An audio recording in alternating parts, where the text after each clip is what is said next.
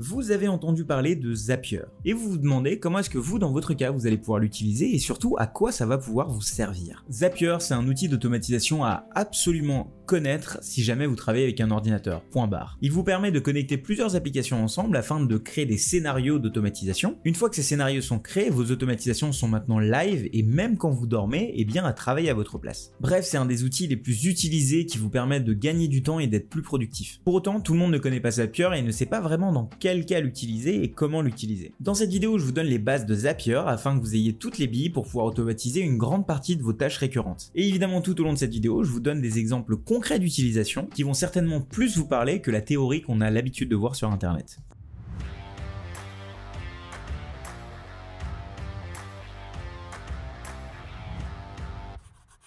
Bonjour à tous, je m'appelle Shubham Sharma et bienvenue sur cette nouvelle vidéo. Sur cette chaîne, on parle de no-code, d'automatisation, mais aussi de productivité. Si jamais c'est des sujets qui vous intéressent, n'hésitez pas à vous abonner parce que je fais des vidéos toutes les semaines en parlant de nouveaux outils, de nouveaux concepts, bref, tout ce qui vous permet de mieux réussir vos business en ligne. Et justement, aujourd'hui, on s'attaque à l'outil qui est le plus connu dans le domaine de l'automatisation, c'est Zapier. Zapier, c'est une application web, une plateforme qui vous permet de lier des applications ensemble afin de les automatiser et de créer ce qu'on appelle des workflows, donc des scénarios d'automatisation, pour pouvoir éviter de faire ces tâches vous-même. Je vous donne un exemple. Imaginons que vous liez Gmail à Google Drive. À chaque fois qu'un email arrive avec une pièce jointe dans votre Gmail, eh bien vous voulez l'enregistrer dans Google Drive. Au lieu de le faire à la main, vous le faites avec Zapier en connectant Gmail à Google Drive. Alors moi ça me paraît basique, mais je sais qu'il y a encore quelque part au moment où vous regardez cette vidéo des gens qui font ce genre de tâches manuellement. Alors il faut savoir que tous ces outils d'automatisation marchent de la même manière. À chaque fois il y a une application A qui est connectée à une application B, à chaque fois il y a un déclencheur et une action. Dans l'exemple précédent, le déclencheur c'était la réception d'un email avec une pièce jointe,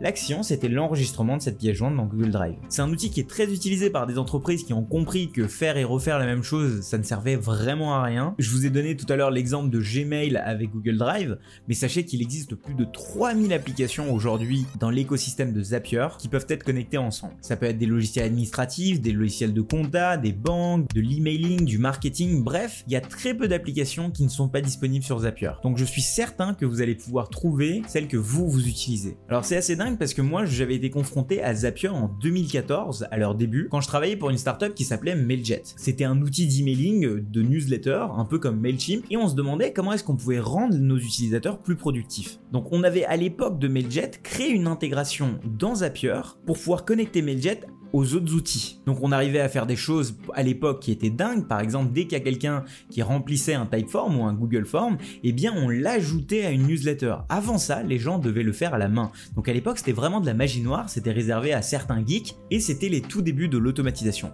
Maintenant, Zapier est un outil qui est devenu beaucoup plus utilisé, beaucoup plus connu avec l'avènement du no-code. Et d'ailleurs, tant mieux parce qu'il y a vraiment de plus en plus d'applications qui sont connectées avec Zapier maintenant. Bon, les trêves d'histoire et de bavardage, on se retrouve sur mon écran et je vous explique un petit peu comment est-ce qu'on utilise concrètement Zapier. Alors dès qu'on arrive sur Zapier, la première chose qu'on est invité à faire évidemment c'est de créer son compte. Vous pouvez vous connecter évidemment avec votre compte Google, votre compte Facebook, votre compte Microsoft, mais aussi utilisez votre email pour vous connecter. Vous voyez un petit peu ce que je vous ai dit avant, hein. En gros, vous intégrez plusieurs applications ensemble et vous allez créer des process pour pouvoir faire en sorte que toutes ces applications réagissent ensemble.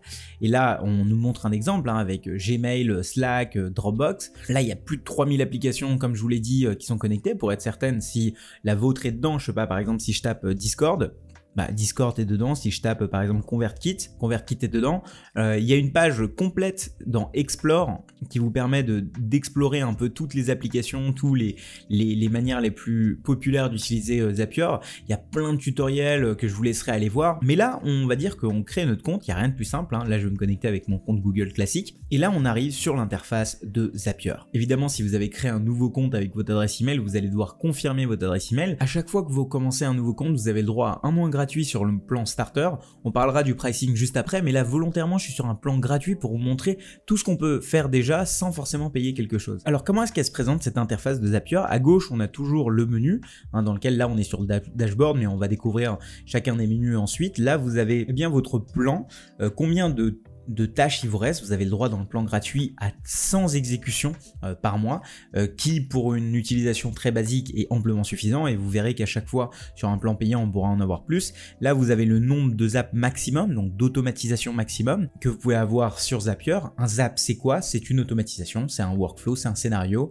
Bref, c'est quand vous connectez deux applications ensemble et qu'elles font quelque chose ensemble. Et par conséquent, ici, dans l'onglet Zap, on va avoir tous nos automatisations qu'on a créées qui vont pouvoir être exécutées. Donc, vous allez voir que j'en ai pas mal, elles ne sont pas toutes activées. C'est là que vous allez avoir toutes vos automatisations, donc tous vos zaps. Mais avant d'aller explorer les autres tabs, je vous propose d'aller regarder sur le dashboard. La première chose qu'on est invité à faire, c'est de connecter deux applications ensemble. Je vous ai expliqué, c'est vraiment la base de ce que fait Zapier et de n'importe quel logiciel d'automatisation. Admettons, dans ce cas-là, je veux créer une automatisation où à chaque fois que je poste une nouvelle vidéo YouTube, eh bien, ça l'ajoute dans un outil qui s'appelle Airtable, par exemple. Donc, je vais sélectionner dans un premier temps YouTube. Donc, il a une intégration avec YouTube. N'oubliez pas qu'il y a 3000 applications, donc c'est assez énorme, qui sont connectées avec Zapier. Et je vais utiliser Airtable. Alors hop, voilà. Hop là, Airtable. Et là, il me dit, bah ok, très bien, ces applications sont disponibles. Maintenant, qu'est-ce que tu veux faire avec? Eh bien, moi, j'aimerais bien qu'à chaque nouvelle vidéo dans une chaîne, parce que, admettons, je veux que à chaque fois que mon youtubeur préféré poste une nouvelle vidéo, qu'elle aille dans Airtable, j'aimerais bien l'ajouter, donc créer un record dans Airtable.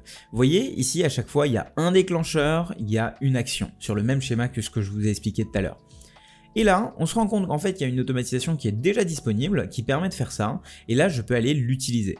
Les amis, ce qu'on est en train de faire là, c'est créer un premier zap, une première automatisation. Et là, il vous explique un petit peu pour la première fois comment est-ce que ça va marcher. La première chose que vous allez devoir faire, c'est connecter les applications. Donc ça veut dire que vous allez devoir donner accès à Zapier votre compte YouTube, et de l'autre côté, vous allez devoir donner accès à Zapier votre compte Airtable. En fait, c'est que comme ça que Zapier va pouvoir faire des choses à votre place. Donc là, je clique sur Get Started, donc commencer. La première chose qu'il me demande, c'est connecter mon compte YouTube. Alors, il se trouve que moi, je l'ai déjà connecté, mais si je fais connecter New Account, vous allez voir qu'il va me proposer eh bien, mes comptes Google, parce qu'un compte YouTube est lié à Google. Hop, j'autorise l'application Zapier pour pouvoir avoir accès à mon compte YouTube. Et donc là, vous voyez, il y a plusieurs accès qui sont déjà là.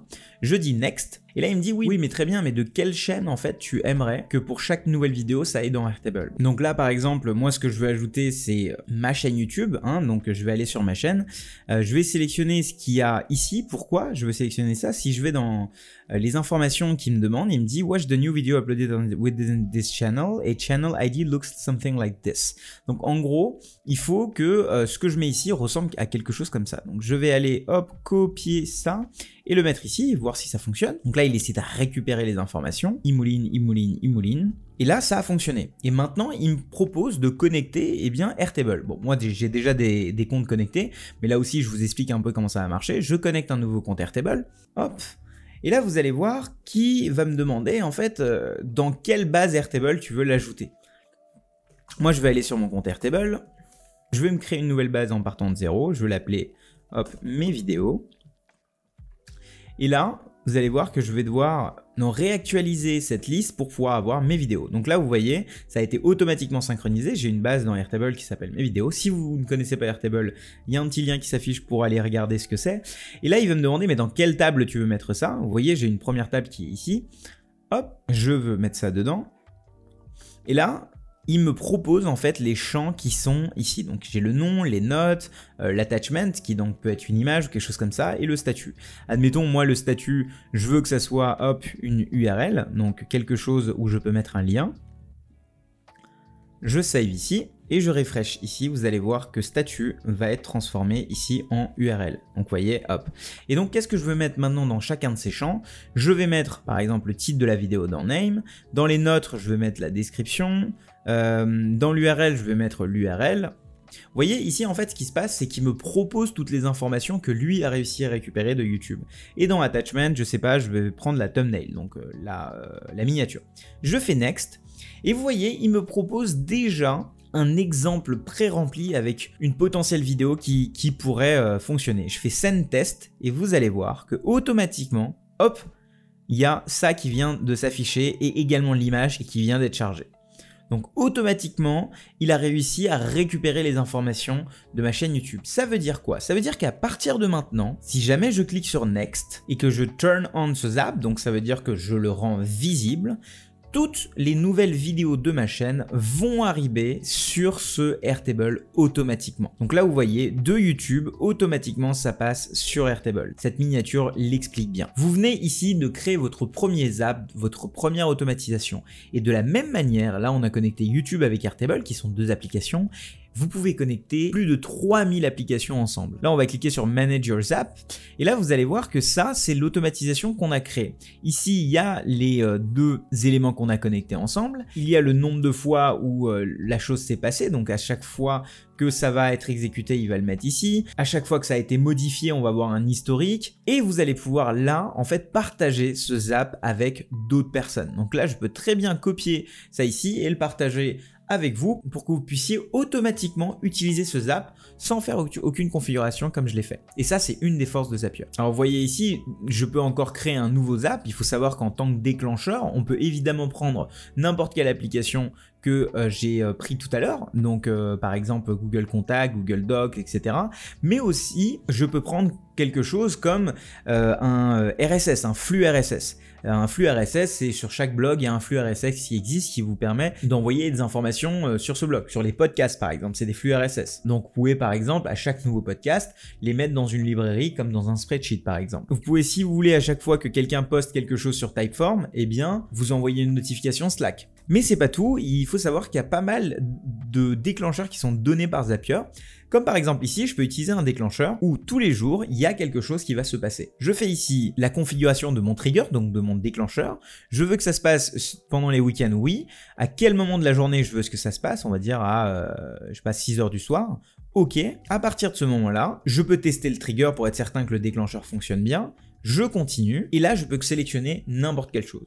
Donc je peux faire une automatisation où tous les jours à 6 heures du soir il y a quelque chose qui va se passer. Et maintenant j'ai le choix dans ce quelque chose qui va se passer. Donc là par exemple je peux m'envoyer tous les jours un email en sélectionnant l'action Send Email. Dans cet email je peux mettre quelque chose et n'oublie pas de faire ça, etc., etc. Bref, maintenant vous avez compris comment ça marche un déclencheur, une action. Hop hop hop les amis, petite pause. Si jamais vous êtes en train d'apprécier cette vidéo, n'hésitez pas à mettre un petit like. Ça permet de faire découvrir cette vidéo à encore plus de personnes. Et évidemment, si les sujets d'automatisation dans ce genre-là vous intéressent, n'hésitez pas à vous abonner, ce serait dommage de rater les vidéos dans ce genre sur les nouveaux outils qui sortent et qui pourraient vous permettre d'être plus productif.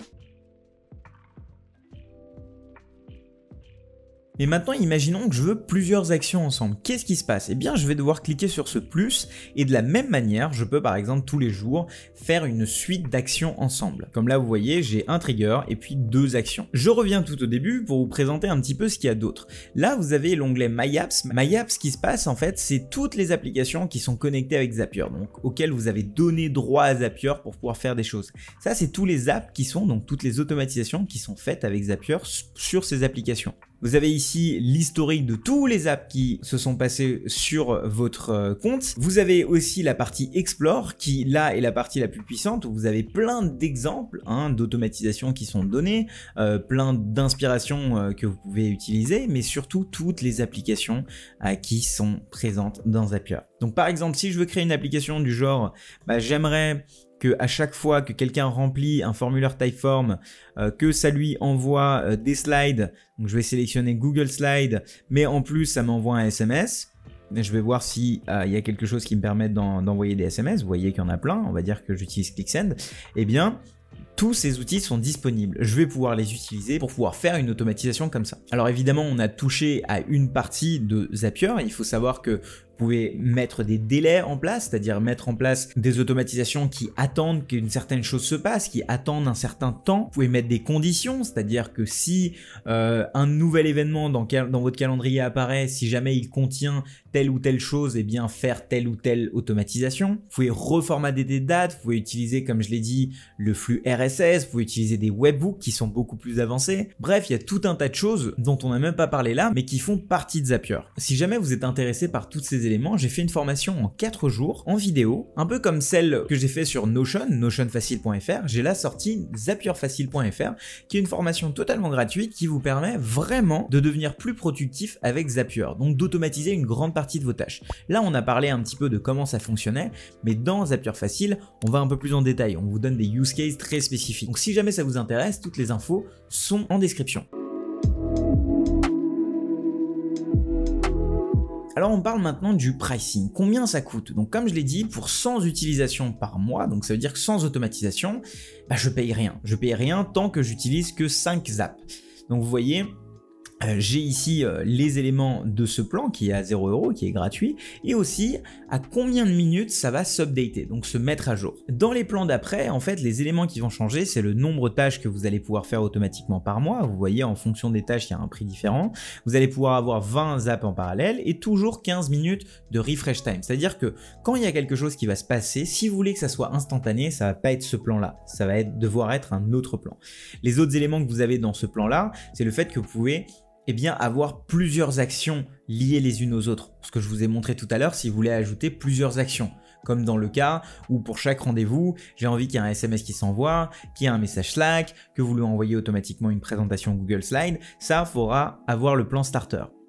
Vous avez les filtres, les formateurs, les webhooks, ça c'est dans ce plan-là à 19,99 €. Et ensuite, vous avez des plans qui sont beaucoup plus chers, qui sont destinés à des boîtes qui ont beaucoup d'automatisation. Pour vous donner un exemple, chez Conto, on utilise énormément de ce type d'automatisation.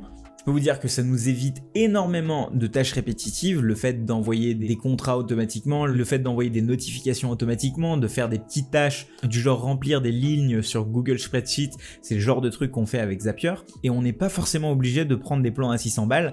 En fait, tout dépend de combien de tâches vous voulez automatiser par mois. Donc vous le voyez, vous pouvez l'utiliser là en B2B comme je l'ai montré, mais aussi en B2C si jamais vous voulez connecter votre Alexa, votre Google Home, c'est des possibilités qui sont clairement mises en avant aussi par Zapier. Par rapport à d'autres outils sur le marché comme Automate, IFTTT ou encore Integromat, c'est vraiment l'outil qui a réussi son expérience utilisateur et qui a le plus de parts de marché. Donc je vous conseille vraiment, si jamais vous ne l'avez jamais utilisé, d'y aller faire un tour et de voir s'il n'y a pas des automatisations qui vous intéresseraient. Je vous laisse également en description quelques templates que vous pouvez potentiellement utiliser pour votre utilisation et on passe tout de suite à la conclusion.